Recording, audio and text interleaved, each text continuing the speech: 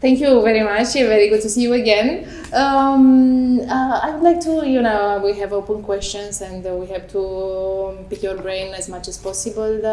But first, maybe you would like to dive in with your work at the European Cultural Foundation. And then on the policy on the policy part, and then maybe we reach out to the cultural deal and see a bit there, because European Cultural Foundation was one of the core initiator of the cultural deal alongside with Oana Nasui and Culture Action. So please, what do you do every day? Thank you for inviting me. First and foremost, why are we doing this as a European Culture Foundation? We have been around in Europe since 1954, as everybody knows, or not everybody, but 70 years of track record of trying to position culture and education, of course, but then now it's mostly culture on the European Union agenda, at the heart of the European Union as a whole, so that it's not only about coal and steel and not only about single market, but it's also about how we used to say European sentiment, but which is in a way a European sense of belonging. We believe that culture is definitely a central for creating such a bond between people that are so diverse, so different, and we can actually do something about it.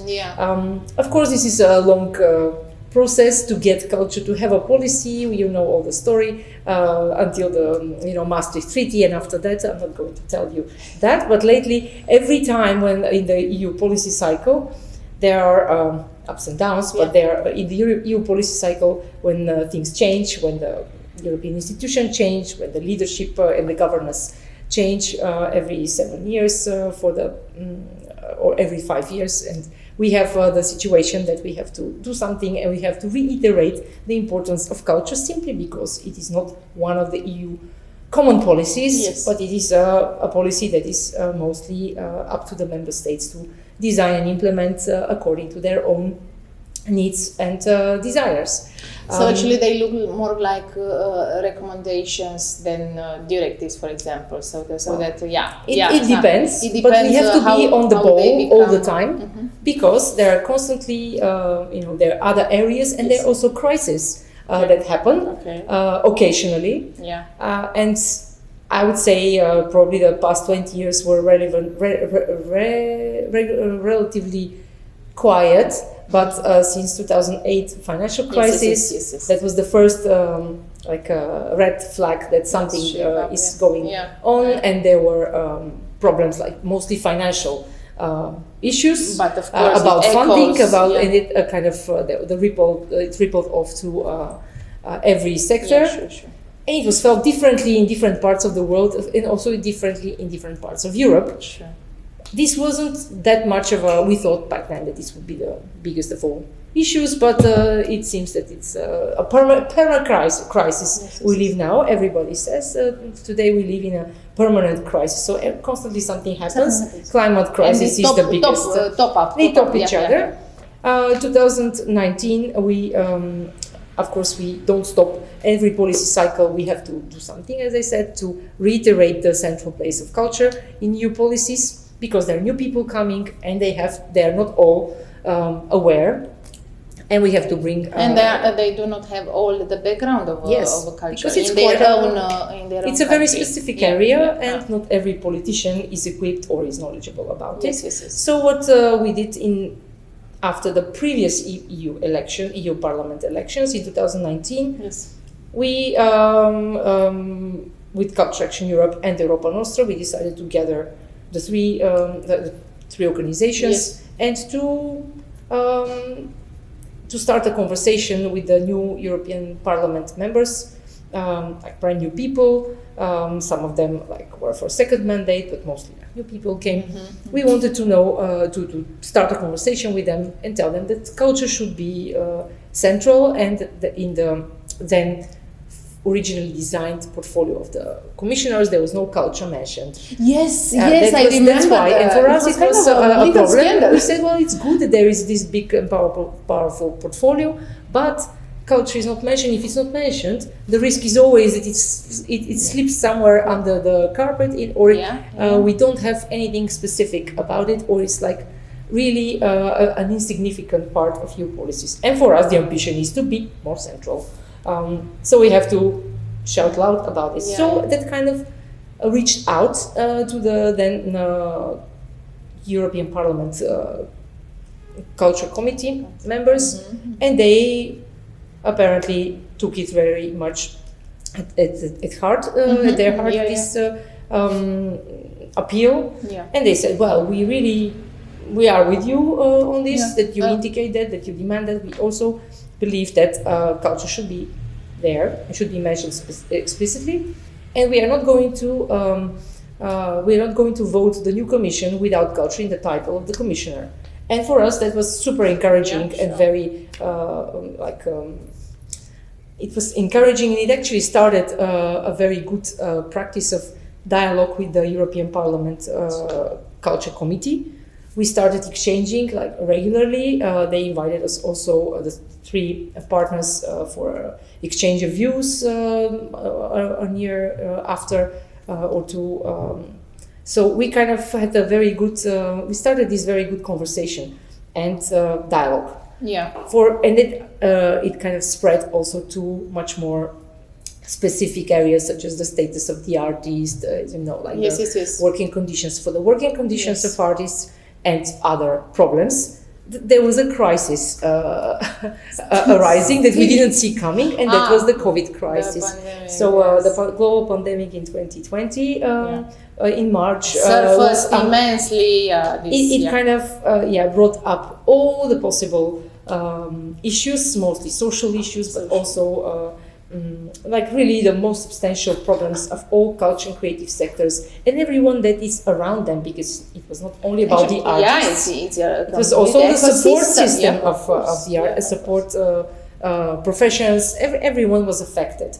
And as we also found out, because all the networks, all the mobilization brought a lot of information, everyone did their own mapping study or data collection from their communities, from their networks or professional associations. There was a critical mass of information, and thanks to these initial steps that we took, and also thanks to the work done in all the member states, because they are also, the culture ministries face the same issues nationally, there was kind of a consensus, kind of a first time ever consensus. Yes, but it was at European level, also at the Council level, Council of Ministers level, to support culture and have extraordinary measures like emergency response measures, and that's how and then it was for everybody, for all the sectors. The emergency response framework of the European Union, the national plans, recovery and resilience facilities. Yes, exactly. Exactly. The national recovery and resilience plans were unpacked as some sort of new tool, unprecedented tool, and we as culture sectors broadly, not only cultural people, but everyone else advocated so that culture and creative sectors have a spot, or have a 2% of this recovery and resilience facility. And we were monitoring how is it entering in the national plans. Culture Action Europe did a study, and some countries had more, some countries had less, some countries didn't have, or it wasn't really visible. So basically we had some success there. And because then in the COVID crisis, cultural and creative sectors were so much endangered because of their own way of functioning. Didn't allow them to perform the way they should perform. And they were. That's when we came up with the cultural deal idea, with the title of the cultural deal, because the Green Deal was the big thing, the big political agenda that was put in place by the first von der Leyen Commission to tackle the biggest crisis, the climate crisis, or at least to address it with some more practical tools and to unpack a lot of resources for it. And we said, well, culture turned out to be vital as well, and we have to have a deal for it. Proven, and it should be as important, or at least should have a cultural deal, as there is a Green Deal. Another reason why we chose the deal word, which is not very much liked by the arts sector, because it somehow makes the allusion to association with like business or negotiation or which is not always win-win. Exactly. That there is a winner and a loser. Could be it's a bit of a tricky deal, but we decided let's go for it and see what happens. Every advocacy campaign. I mean, it's sticky. Now it's sticky. It's everywhere. I mean, you just know it. In every campaign, you experiment. In every campaign, you try to choose the wording for that sticks, but also the wording that reaches out and people can associate with. In this case, it turned out, but like a couple of years later, that culture deal sticks in the politician's ear quite well. And we had the good chance to hear that. They understand that if it doesn't work for the arts sector, okay, you might not like it, but for the politicians to whom we address this, it works. But there is one very important thing. We never stopped with the culture deal. And the culture deal is a framework. It's first time ever we are making a campaign which is not fixed around only one issue or one demand. It's an umbrella. It's a framework in which we plug in the issue of the day. The issue of the day. The crisis of the day. We start with COVID, and we say, well, COVID is a big problem for everyone. Everyone has to do it. We have to do something, and we organized events, awareness raising. We engaged different politicians. We promoted research, facts, figures. So everybody did their business. Statue of the Artist, and then Ukraine was the other crisis that came a year later. Nobody expected it, because in culture sector we are constantly in peace with the other. We are not in war, and now suddenly we saw like all our friends, partners, colleagues from Ukraine, like going to the front, had to drop their job as whatever job they have, and all the drama and all the tragedy of it. And it's still going on. It's not finished. So then we had to say we have to shift completely and go there where the problem is. Our foundation started the Culture Solidarity Fund and mobilized other foundations to chip in and to bring in, to pool resources to immediately do something quickly. EU also pooled resources with its own means and has proven again useful and quick, which EU usually is not. But I think with those big crises, EU has proven quite quick as well. So we decided, well, we shouldn't stop with the culture deal. We fill it up with the content, and the topics and the issues of the day that are the most important. And we have like some major demands. Like now it's the 2% for the next multi-annual financial framework. For the next budget, we want 2%. We want Creative Europe standalone program, and so forth. So we we decided to do a bit more of on a global, make a bit of a more global campaign, more like overarching. And to leave the details, the sector-specific issues to the networks, to the professionals I think it's a very smart approach. And and sustainable. Because you can't. How much can you keep it? So basically, we kind of I wouldn't say we innovated our advocacy approaches, because it's very tricky also when you have sector-specific organizations or networks involved. Like Europa Nostra, for example, they have their specific, but they see the added value from having this bigger overarching network, or not network, platform or initiative that actually gives them visibility. They can translate it in their work. Same Culture Action Europe, they have now a campaign about the artists, but they use the same demands. The 2%, so we have the same demands, but here the focus is on those that are lacking attention, which is the artists and their, the fact that they might be left behind if there is no Creative Europe program, if there is no understanding about their way of work, their specificity of work, their social rights and everything else.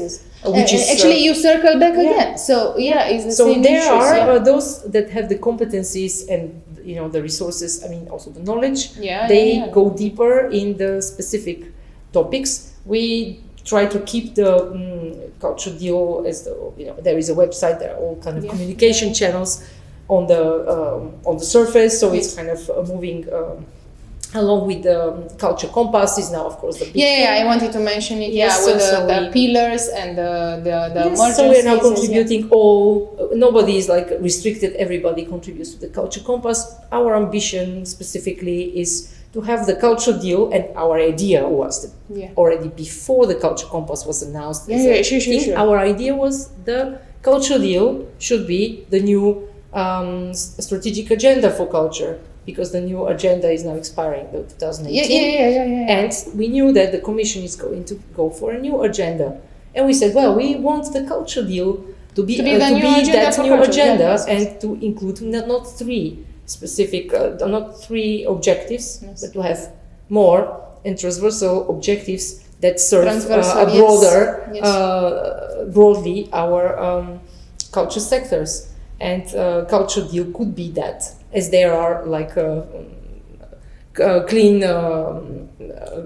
whatever, there was the clean economy deal, or there was so there are all kind of deals also included in the different, the clean industry deal, there are many other. It's deals. A very optimistic term. Deal means, we shake hands and we go on. No matter how you call it. Now we say we have a compass coming up. Yes. And for us, this will be the deal. But of course, we want somehow culture deal to be inscribed in this compass. That's ambitious, but why not? Sure. If there is a room for it, we don't know how the compass would look like yet. Yes. So we would, what we have agreed with our partners in culture deal, that every year we commit to one public event in Brussels, as we did already. This February, yes? This February we had one, and we had the one in 2019, and then we had one in 2023 in February, and we had two more online during the pandemic.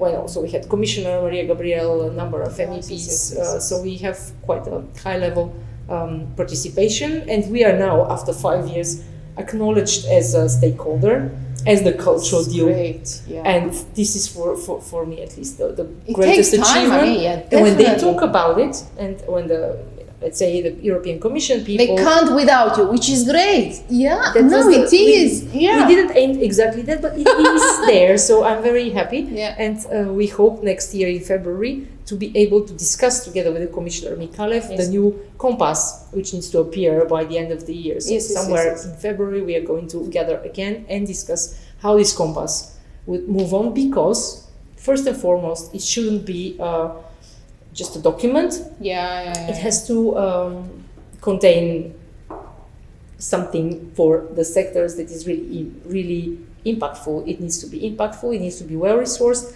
And of course, as culture sectors advocates, we need to follow every step of the implementation of this new compass. We were talking before in our previous discussions about research on quantitative and qualitative data, but also the specific research required in policies. And then maybe we not really jump, but maybe we turn to cultural economics, which is very at our heart. Apropos deal, so that we say the words culture, economic. Okay, we mix them. Can you tell us a bit about how would you do research for a policy, for example, for the why not a cultural deal? How is it a bit of part of when you are together with some partners? Do you take pieces? Each one takes something. Okay, I researched it. You researched that. It's a bit of an organic or a collaborative approach. How would you do research? How would you translate this? Actually, you can call it real big data. How do you how do you translate it? Because we also use this word in our conversation. How do you translate all this data so that it goes exactly in the pinpoint that you would want, and you can then deliver it to the politicians, which are your stakeholders in this matter. There are a lot of people, organizations around Europe involved in this. So no single organization can achieve full picture, because every organization, every cultural institution, foundation, or network, or whoever is dealing with research or providing any data, you pick your battles, and you, according to your goals and your capacities and your needs, you produce, or you commission, or you collaborate in creation of research that is serving your purposes. If it's for a specific advocacy goal, usually this is there are specific studies that are commissioned to independent researchers, or data is collected and summarized and from the networks, from their own resources. Super. There is also the Compendium of Culture Policies, of course, yes, where all the European, or as many, now I don't know how many exactly updates still there, it's around 30 organizations. That dates, it is about culture policies, it's about everything. It's a holistic approach, covering all the main sectors in every culture policy, analyzing the public funding sources, national, regional, local. Yes. In every country, it was created by the Council of Europe in the late 1990s to extract data for all the Council of Europe member states, which is more than EU, but then it has become the platform for knowledge and exchange of knowledge and improvement of this data, which has been collected since let's say from late 99 maybe until now. Of course, this includes numerical data, this includes statistics from all member states. It includes also qualitative data from the different sectors, and also information about legislation, about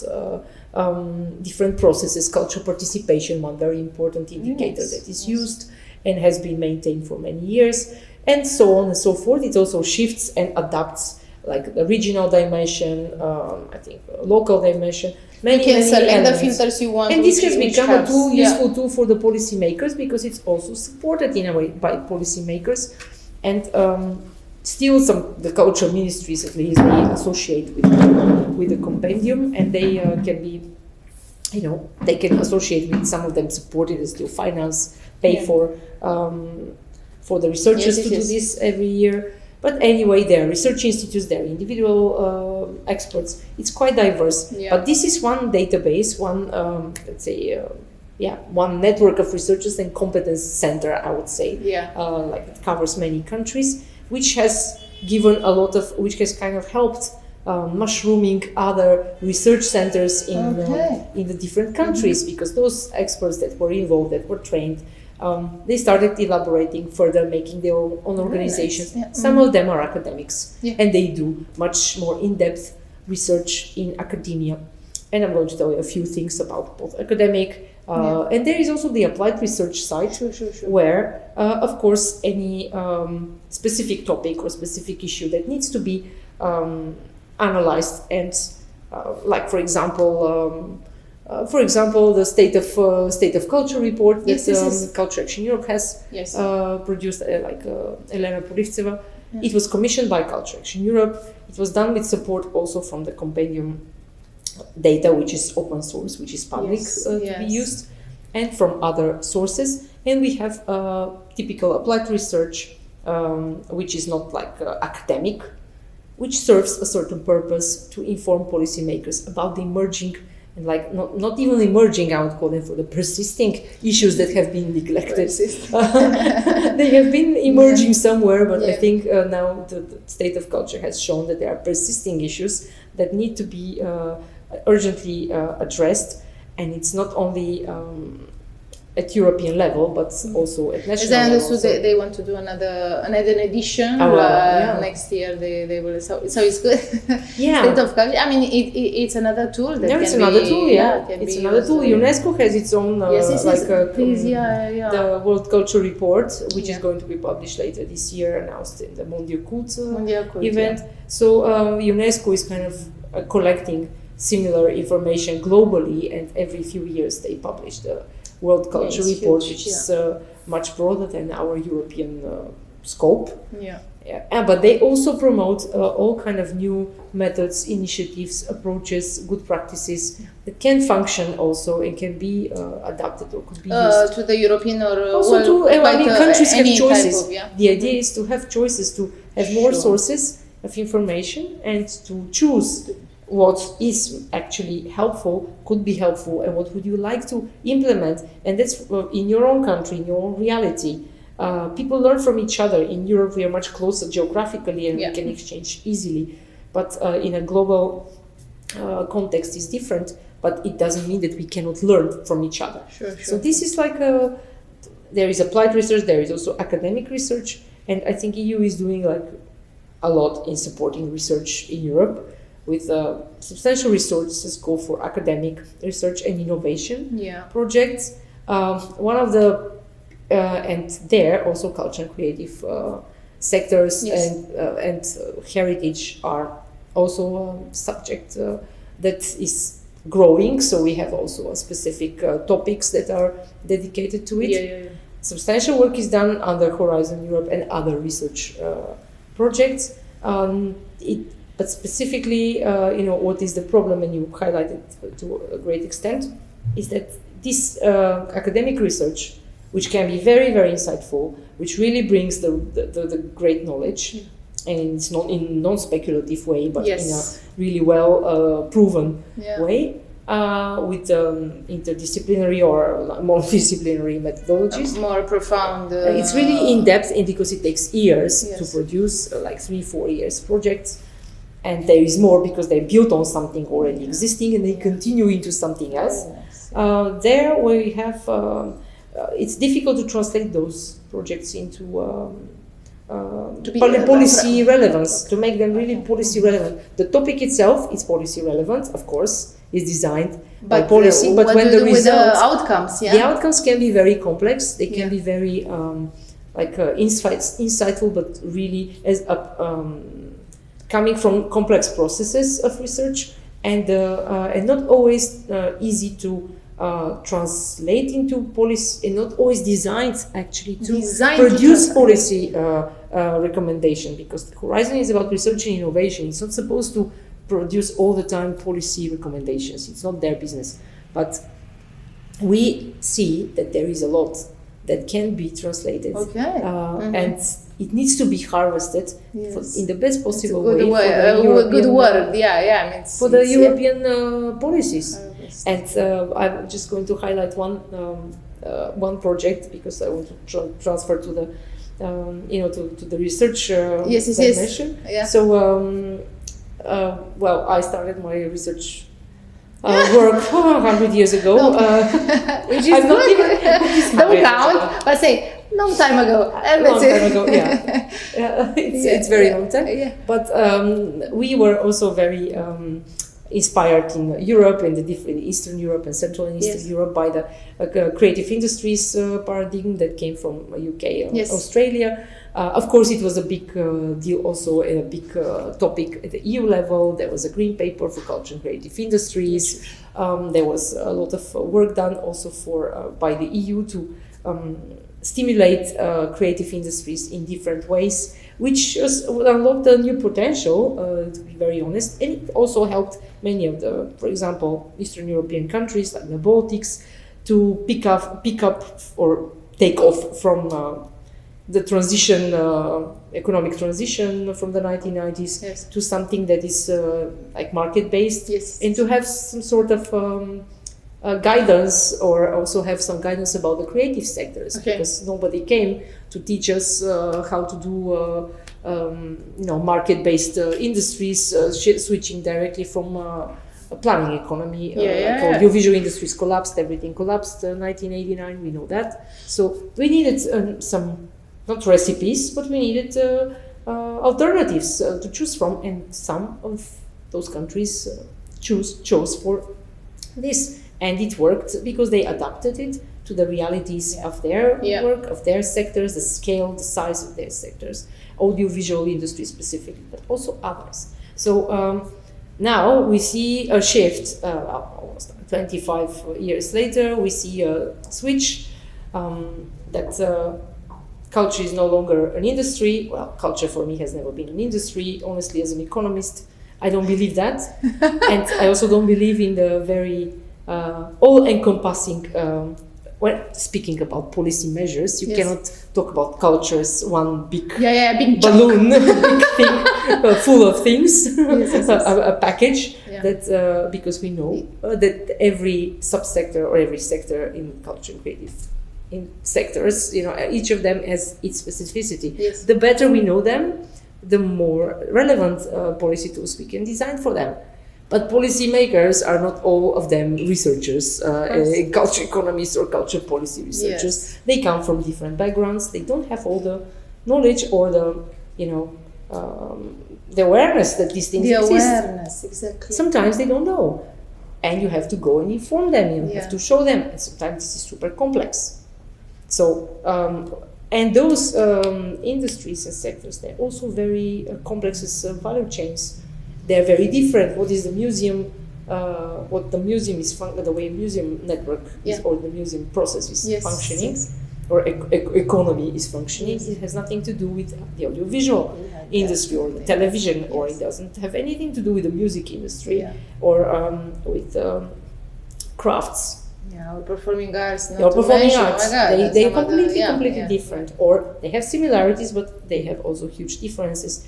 How can we actually make this more easy to digest and easy to put and also to promote, to communicate in a meaningful way, to design policies? And that's not an easy thing. European Audiovisual Observatory, for example, has been developed by the Council of Europe members years ago in the 90s, exactly to provide information about the audiovisual industries, about television, film industry and radio, and now it includes digital as well. It's all about digital, also about on demand, all the digital platforms. But it has been already more than 30 years old observatory. It's the best thing in of all, because a lot of money has been invested, and it actually serves the business, the industries themselves. It serves the governments. It serves the European Union as well, because European Union has directives like Audiovisual and Media Services Directive. Now we have the AI Act and many other things, the Digital Services Act. So all this package of legislation requires a lot of data. And there's a data from statistical institutes, there is a data from business statistics, there is data by all kind of professional networks, associations, unions all these things flowing to the observatory, and the observatory is producing these wonderful data reports, which are easy and but give exactly the right information. We have the compendium as some kind of mini, but not so ambitious. It's still Council of Europe, not so ambitious because it cannot cover all the topics, because it cannot cover all the sectors, and it would never be as impactful or as strong in terms of output. But maybe we need something else at European Union level, an observatory, or similar thing, that would serve properly translating how the value chains of the different culture creative sectors function and what they actually need, and to collect data from statistics, to collect through the member states, through the different sources. It cannot be one person; it could be many institutions flowing in, bringing in information. And also having the tools to do the synthesis, and that's exactly that's the problematic part. We need ways to synthesize all this abundance of knowledge and resources and data into small, easy to read volumes of information or communication tools that can actually serve policymakers. That's why I believe in this idea of cultural economy observatory. That came also from one of our projects. Cicerone project was about this. We tested different things, but there is a small prototype somewhere out there. But, it's good. But it's not yet there because of the complexity of and the abundance of sectors and the richness of those value chains, which are super rich and diverse. Yes. And one of the valuable things in the approach that we used in this Cicerone project that I'm now referring to was the global production network approach. Even if culture is not an industry per se, we can apply some of the tools that industry and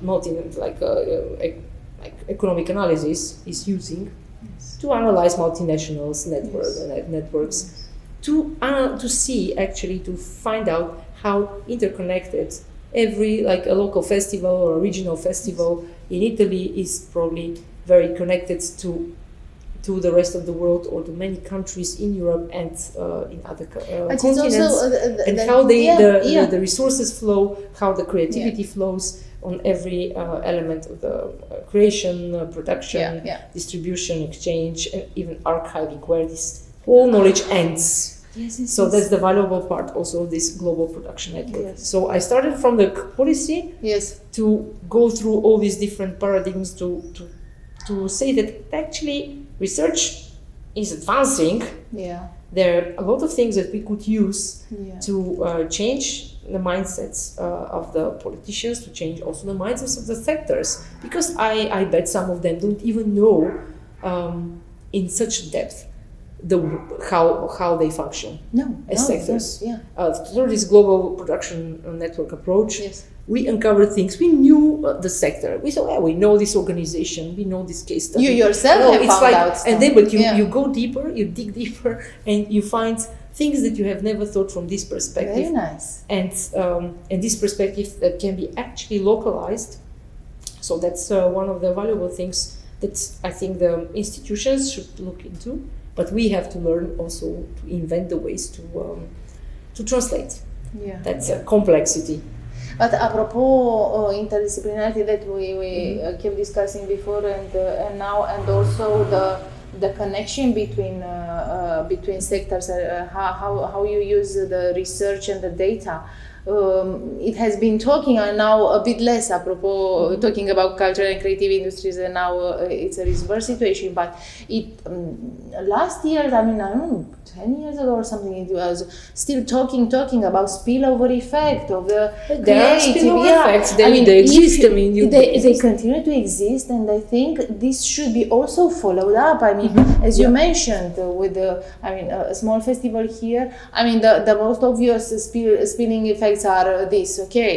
People are drinking, are taking accommodation. So these are the most obvious. But what are the other issues when you have an European Capital of Culture, for example? When you do the whole bid, you don't say, we will have 50,000 people audience. This is more than that. It's much more, and then that's where this. Yes. How would you take that into consideration? Exactly. Which is over time as well, not necessarily in the moment it happens. Yes, I think culture capitals. I haven't done that much research on culture capitals, but they're extremely interesting study cases. They're extremely interesting. Also, the way they evolved. Definitely. The way the concept of culture capital evolved is extremely useful, and let alone the political. The political, fights behind my city or your city. There's always this competitiveness of the capitals, which is healthy. It creates something. It makes people interested in culture, and even in the most passive they countries. They make strategies for the city, which is great. Cultural strategy. Cultural strategies for cities. 20 plus years ago, we were trying to instigate this in Southeast Europe. In Bucharest, Timișoara, wherever it was, Cluj, I don't remember, in Plovdiv, culture strategies to push the cities to do their nothing happened. We produce a document. Eventually, if you give some money for some meetings, focus groups, So they come up with a strategy, and then it's in the drawer, and some actually use them. But culture capitals made this massive practice, especially in the national competitions. It's amazing. Every city that invested in a strategy and was competing, they want to follow up on this strategy. They dedicate resources to it, and they start doing things, even if they lost because the data shows. I don't think there is a loser in a culture capital bid, and that's where competitiveness. I think this hated word now that everybody wants now at EU level. culture not to end up in a competitiveness package. Not only, but still. But competitiveness can be useful in culture. Yes. Capitals have proven it. Yeah, Big time Yes. in the countries. And this is totally one of the greatest achievements. That if you compete for certain things, they can actually bring something to the community, even if you are lost the bid. Nobody loses such a bid if you have put the effort to make it. It's not lost. It is an investment. Every bid for culture capital is an investment in the future, and that's a great thing. So there, I'm happy that this is kind of at least working. There are a lot of issues, but it's working. So it means that it's lively. It's something that is people want to do. But regarding the true value of organizing a culture capital, organizing cultural activities generally, or investing in them, there is this, I mentioned to you, the value-based approach that is developed, and it's going to be reflected in the UNESCO report as well, as far as I know. And there is a book coming up by a team of experts, a team of researchers, scholars, academics, who are basically promoting the true value, not only for not the economic value, not only the economic value, which is there, the social value, but also the value for the people, for the different stakeholders that are involved, that are audience, that can be partners, that can be community, that could be supporters of different kinds, all the different stakeholders involved in a cultural event. And imagine in a culture capital that's a huge number of stakeholders, huge amount of different roles and types of involvement. How the value-based approach, which we applied once or twice in our foundation for evaluation. Yes, once in a while we have to do that. But that's the important thing, is you can also use it in a bigger scale, and you can use it also for very microscopic scale for a small organization. It helps them to understand what actually is the true value of what an artist or an artistic group or a festival is doing for the people and for the different people in that involved. point of time, because otherwise the value shifts. It can shift. But when you start a project or a process, what are the values in the beginning? Yes. We meet and we say we do this project. Our aim is to go there to organize that. What are the values, our shared values? And you sit there and you put them there. You don't talk about how many people will come. You don't talk about qualitative. You say, well, what truly we want to change in that value, and what do we subscribe for? And it could be variable for the different stakeholders. But at the end of the process, you kind of take measurements. Of course, you check, you collect data for you know how to collect them so that and then you make another assessment and you say, well, how do we go back to the values from the beginning? Where are we now? And what we want to change in the future. And but that also helps to explain to the other parties what is really that culture and arts do for the society. I think it's more true than the love, the quantitative data, 5 people there, 50,000 there. I think this is more to ourselves. This is also valuable because it shows interest. It shows like a rating. It shows that you reached out. But what actually made what sticks with these 50,000 people, actually these people felt, how they associated with this activity, what it left, what has left with behind, them, with them as a kind of not only feeling, would they do it again, would they want to do it differently, or want to make it better, because in such a way it will create a better affiliation or better impact for the society. It's a different approach to it's not to the impact assessment, but it's really more closer to the people, and it's what people who go through these exercises or through these value-based approach processes, they can articulate, and this works also for the artists. Also for the producers of cultural themselves, production. they monitoring. They change perspective on their own on their own approach. They say, well, probably we'll do it differently because we believed this was the right way, or we do it like this. Maybe we do it slightly differently to kind of shift a little bit the focus, or probably to reach out or to deeper in the communities. Depends on, of course, the activity. But that's something that I would recommend you also to have a look. But as an evaluator, you always have this problem. How objective can you be? How objective should you be? What do you measure? What do you measure? And that's why when you see numbers, okay, in numbers I can do, but in value, how would you do that? Yeah, but also what you anticipated in the beginning of a project or an activity, and what is at the end. But you put the methodology. You need to have a way to adjust your expectations, to adjust also your objectives, to refine. Maybe you can skip some of them completely and add new that are more. It's relevant. A luxury. Well, that's a luxury. But if it's not like tightly related to the funding, but you can adjust. You know what I'm thinking? Yes. Yeah. But you can adjust certain objectives so that they are more relevant and they are not completely new, but they are relevant. Yeah, more relevant. But you can do this in trial and error. So actually, it's the medium has to be permissive to do that. I mean, it's not my way. The error is not very liked by funding institutions, and that's why we are here with the Culture Action Europe, trying to kind of convince that arts and culture and creative sectors are a lot about trial and error, and not only trial and error, but also about experimentation. Yes. And you cannot anticipate the result always. And you need to have this marge de manœuvre to also adjust and to achieve something probably more like impactful or more useful or more valuable for your constituency. You cannot anticipate everything from the beginning. Definitely. Neither you could, even if you are doing cultural advocacy, that's even less likely then to come to the first topic. And then it's very long, and then you see, oh my God, 5 years passed. What have you achieved?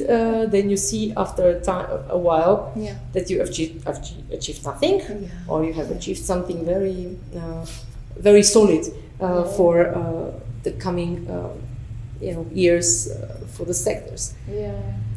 So I will. I think we wrapped up. We'll give the links to the culturalpolicy.net and then the culture compass. I'll provide you links. Okay, we'll put there, and the cultural deal as well, and all. So that I can summarize you like a whole list we can frame it, and actually you have to be updated all the time. So there is a lot of things going on because for the culture compass, it was open for any citizen to put in there. But which is great. Who knew? But who knows exactly? One of the reasons why we have to also kind of decentralize and talk about these things is that the European Union information are reaching out deeper into the countries, into the in the sectors, not just to a handful of most informed people. That's of course a big task, but I think it's not completely impossible. Now with the new communication tools and social media, things can reach out really fast. And so even if people are not aware what is this culture compass or whatever this consultation is, at least they can see it. Say, okay, it's a tool. It's easier now, but still people don't feel equipped to contribute. Whereas these tools are quite accessible and also not difficult to contribute. You don't have to write a research paper. You just can click check boxes. I mean, you just like you write something and you done, and then kick it send.